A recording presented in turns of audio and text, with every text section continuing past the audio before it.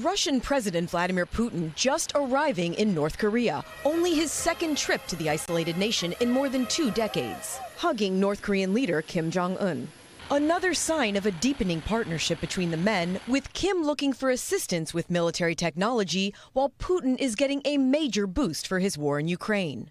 North Korea has sent millions of rounds of ammunition, artillery shells, and missiles to Russia, according to U.S. officials. But Ukraine now getting more help from the U.S. from this new factory in Texas. Here, the U.S. military produces artillery shells known as 155 rounds, the kind they are sending to Ukraine.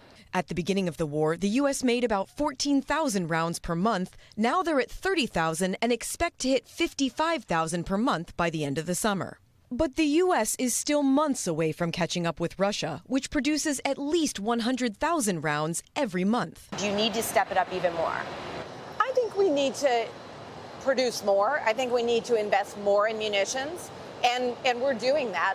Even with Russia and North Korea outproducing the U.S., the Army Secretary insists there's still an American advantage. You have to compare the quality of what the Russians are producing and what they're getting, frankly, from countries like North Korea. It's just not the same quality as what we're producing. With the war in Ukraine now essentially a stalemate, defense officials say consistent ammunition and weapon supplies are more important than ever. Lester? Thanks for watching. Stay updated about breaking news and top stories on the NBC News app or follow us on social media.